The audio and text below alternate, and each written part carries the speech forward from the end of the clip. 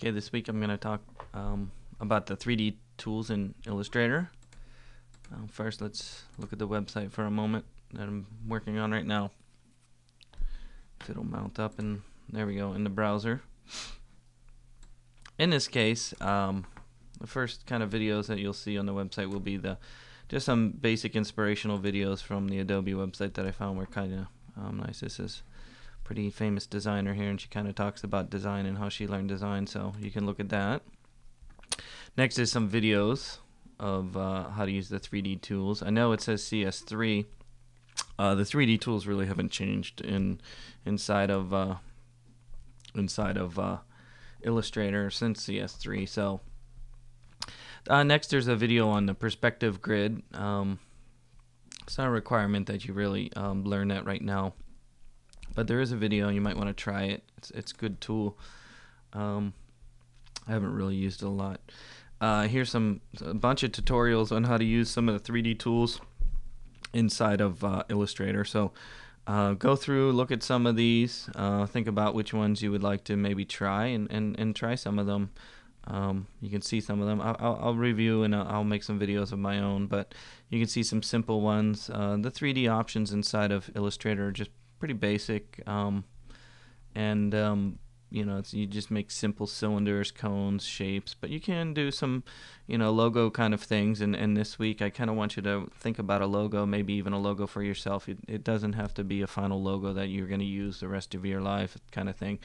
Just practicing things in 3D and working with text. And so if we look at some of the samples I put on here, I used to have a logo lesson in class where I would have the students type up some fonts that they like about themselves, as well as make some shapes that kind of go with who they are and kind of mix them together into a final logo. And this is kind of a working version that I had the students do first with the fonts as well as the shapes that they like. So in this week I want you to kind of think about maybe making a logo. It doesn't have to be for yourself. It could be for a made-up company or anything you want, beach, whatever. It doesn't really matter.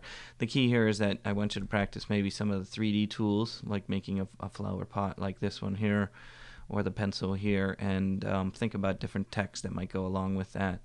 You can see some samples down here. Of course, these are not really 3D. This is more of a 2D design, but think about what I'm going to talk about as far as 3D and how it might be incorporated with. This is a pretty good one, the Cool 2 Film right here. I used to have a website. You might see the link on the website, on my website, the Cool 2 Film, and I was having students design logos for that, and this could have been, maybe a 3D TV using the 3D tools or something like that. So here was a nice, I know it's a little small, but here's a nice sort of font effect with using the 3D, and if you look closely, there's actually a little shadow under there. So this was a nice 3D example and kind of a logo kind of 3D look right there. And then here's one of Arnold's 3D. It's not really 3D, but he could have used the letters as you see here, and then used extract to make it look 3D. And then here was a nice example. Somebody took the fruit from the fruit lesson and put it together with a bowl. Somehow they should have put it behind maybe the rim here, but you get the idea. This bowl right here was made using the 3D tools. So this week I want you to think about how the 3D tools might be used in a logo situation, and maybe add some text to it. So you have a 3D shape and some text is what I'm looking for you to do. Let's get to using Illustrator. In the past, these are some of the things that I've done. One of the things that we'll learn is how to do a shape, sort of like a wine bottle looking thing, and then we'll learn how to take a label like you see here and put it around a 3D object, as well as just doing basic extruding of objects right here. So in 3D, there's the main kind of techniques that you use inside of Illustrator are sort of more this extrude, where you take a 3D shape and then put it back in perspective. And then the other one is to do a revolve, where you draw half a shape and then have Illustrator revolve it or make the rest of the object. So those are sort of the main ones. So let's just get started with a new file here. Again, the easiest way probably to start with learning how to do 3D is just to use some basic shapes. I'm just going to make a basic rectangle here with some color. And if I draw a rectangle inside of Illustrator, the 3D tools that we're going to talk about are located underneath the effects window here, and here's the 3D tools. Now, the first one is called Extrude and Bevel. Extrude is sort of where you take an object and put it back in 3D space, and bevel is the edges that go around the object, or where the two sort of two planes will meet together. Bevel kind of, if you've looked at text, sometimes it has sort of that edge is kind of flat, okay, or on an angle. That's what we call a beveled edge. Revolve is kind of like what I was talking about, and rotate is kind of like where you take a half an object and rotate it around. So we'll learn about these three objects right here today. The first one, let's just look at the extrude, and if you do the extrude, you can hit the preview button and you can see what it's going to do over here. So basically try the extrude first with just a basic rectangle. You notice you can rotate your object around in 3D already inside of Illustrator. Some of the options that you have, of course, are perspective.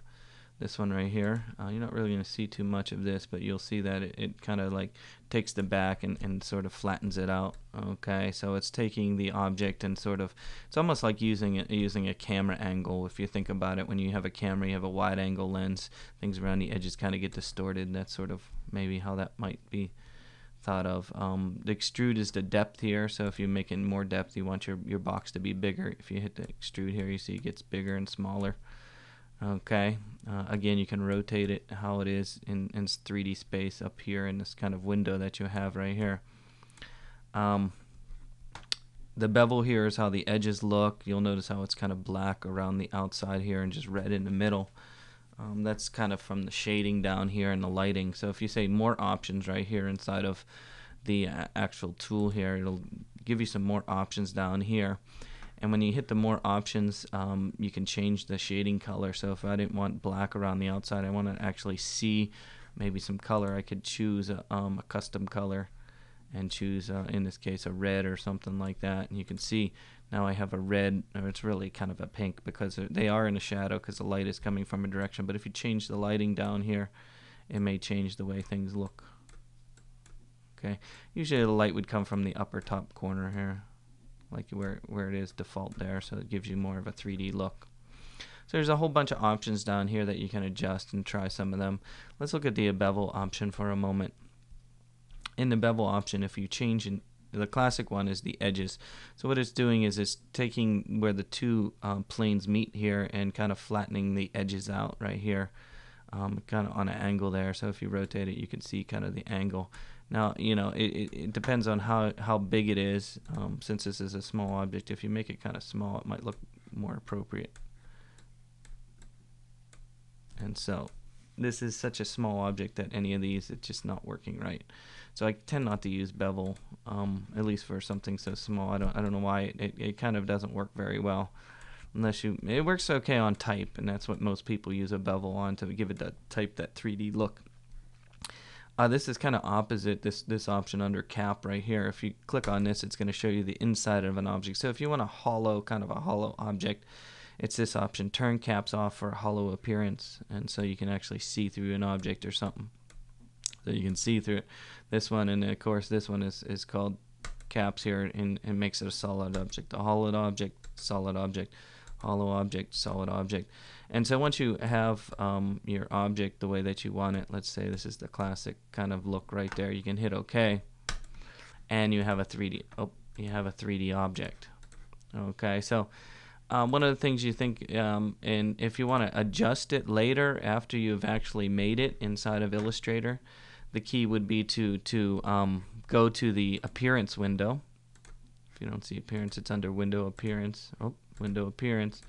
In the appearance window, you'll notice it says 3D extrude and bevel. So if you want to alter a 3D effect that you have applied to an object, if you hit the 3D, you hit the object under appearance. If you hit it again, it'll take you back, and you can then go and adjust your 3D object. So again, if you want to change it after you've already made it, you can go to the appearance window, and extrude is right here. So you can alter it after you've done it.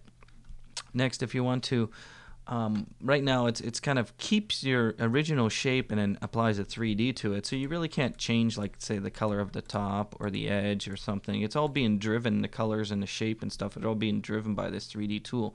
If you want to be able to break this apart and make it all separate objects that you can color separately and do whatever you want with, you need to use the expand option.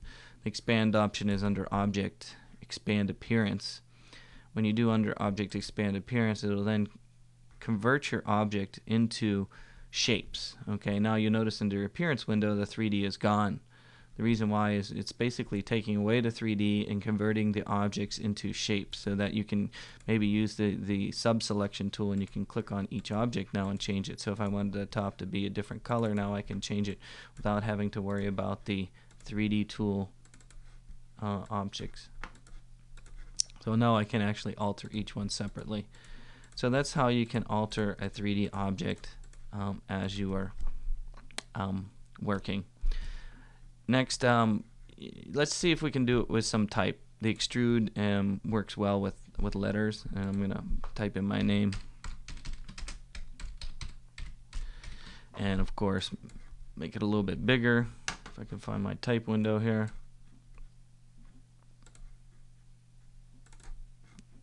And then change my font. Oof, that's an ugly font. The one I had earlier was better. Here we go. The default one is fine.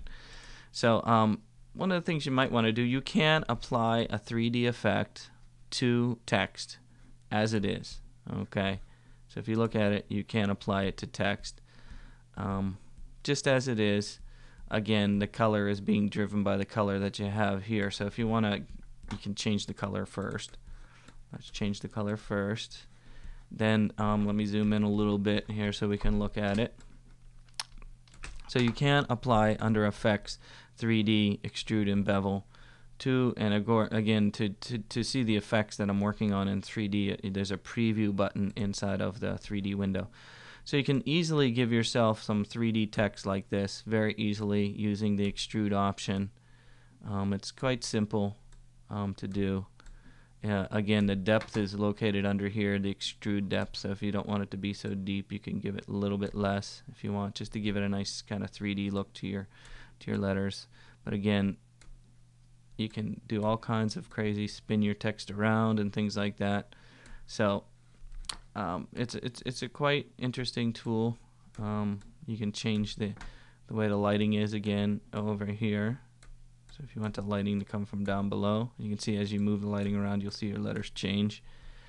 And there's intensity and things like that. Bevel won't really work on this. It's too small. Again, the bevel's a little bit hard to get used to.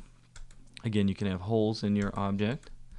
So that's one way of doing it. After you've actually applied some 3D effects to your letters, you don't have to be stuck to them being like that. You can actually go and distort. One of the things that I really haven't gone over a little bit in this class is really how to use some of the transform options underneath the object option. If you go underneath transform, you have some scale, shake, rotate, things like that. You also have this envelope options here where you got make with warp, make with mesh, make top object. If you say make with mesh, you can get kind of a distortion. I don't know if this will work on a 3D object. We're gonna try. Yeah, there we go. So you can get sort of things like this. This is a mesh tool. Okay, what it does is puts a grid over top of your object. Then you can. I'm using the sub-selection tools, and you can select the oh, don't start getting too crazy here. Kind of, it's like the gradient mesh a little bit, but for objects. And let me undo some of these. So it's like the gradient mesh, but for warping objects. So you might want to consider trying some of those. I haven't really showed too many of that, but you can see the effect I got there. You can actually do that on an object too. Like if you wanted to warp and mesh these up here, you can go under. It's under Object, Envelope, Distort, Make with Mesh, or Make with Warp. This one is the simple one that we always use, where you can warp things like that. I think we did this with letters before, so you can do things like that. So making 3D objects with the extrude feature and then maybe warping them later. It's kind of a an effect that you can get. Next, I will go over how to do the rotate options.